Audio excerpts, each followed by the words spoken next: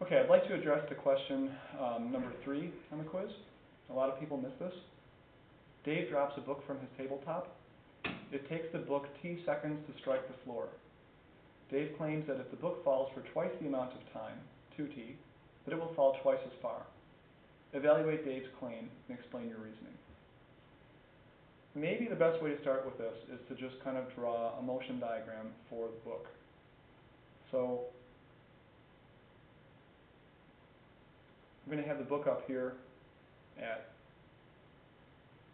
t is equal to 0. All right, so that's where Dave lets it go. And now what I'm going to do is take a picture of the book every second as it falls. Okay. So what's the book doing? It's going to be accelerating.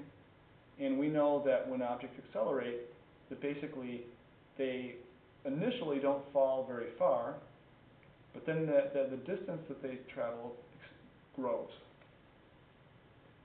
So maybe at t is equal to 1, the book is here, but if t is equal to 2, it's here.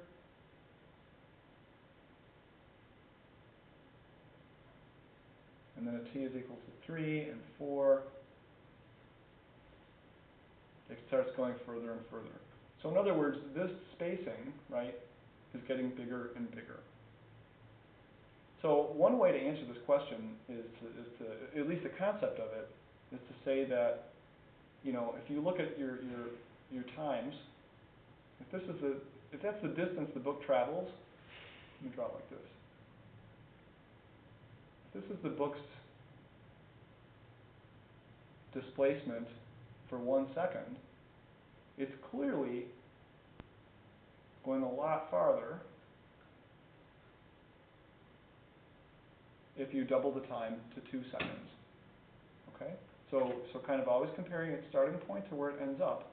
This delta y is not going to be twice as big as that. It's going to be more than that. Okay? So so when you double the time, you would not expect the book to travel twice as far, but you would expect it to travel more than twice as far. So kind of based on this, so based on the diagram, doubling t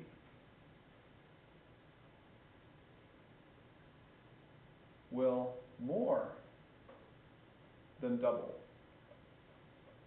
the displacement. Okay? And I hope you can see that from the picture, that these spacings are stretching out, and that total distance the book travels from the very beginning is going to be getting really big. So that's one way that you can actually just answer this question. You can say that it's going to go further based on this. Now, another way, if you want to be more precise about it, more mathematical, is to recognize that when objects fall, their displacement is given by this formula.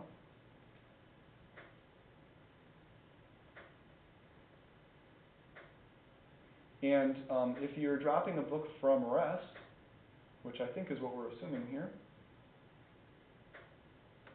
that term is 0. And since this is gravity, we're going to use, we're going to use 10. Let's say 10, and maybe 9.8 is better, but we'll say 10 for now. And we'll make down positive. So for this problem, I'm really going to say that's equal to 1/2 times 10 times t squared. That's equal to 5 t squared. Now, if you double the time in this formula, if you double t, remember, you have to square it. And so doubling t in this formula and then squaring it is going to make this whole thing bigger. Not by 2 times, but by 4 times. Correct? So if I actually take t and I make it twice as big, and I square it, I got to square that thing and get it out in front, and that's going to give me 4 times 5t squared. And so doubling the time here actually makes my overall displacement 4 times bigger than the original. Okay, that's a very mathematical way of doing it, but it's helpful. So what we did is we just say put the 2 into that, and then bring that 2 out after you square it, and compare that to your original expression. If that doesn't work for you, make a table.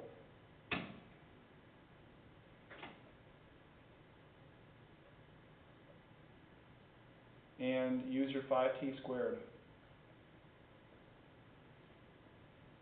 Okay, so of course 5 times 0 squared is 0. 5 times 1 squared is 5. 5 times 2 squared is 5 times 4. That's 20. This is 5 times 9. That's 45. This is 5 times 16. That's 80. Okay. Notice that when I double the time from 1 to 2, I double it, I'm increasing my displacement from 5 to 20. That's a 4 times increase. Okay. Proof. And also, this works for anything that you double. If I go from 2 to 4, I'm doubling from here to here. But to go from 20 to 80, I'm quadrupling. Okay, this works for any interval that you pick.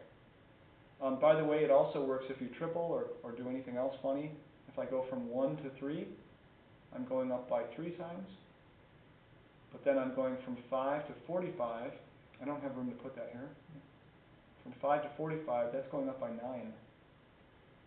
And 9 is the square of 3. So play around with the numbers a little bit to convince yourself that doubling the time makes the distance go up by a quadruple. And more generally, changing the time by any factor will make the displacement go up by the square of that factor. Okay. So that's the type of reasoning I would like to hear from you guys on these quizzes. I'll just close by saying some people are kind of just throwing out information, and there were a number of people that said, well, the law of falling bodies says that, you know, the accelerations of the book are the same in both cases. That is true, but it's irrelevant to the question.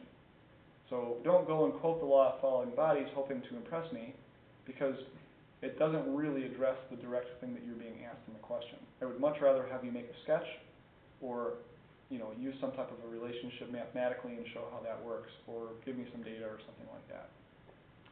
Okay, good luck.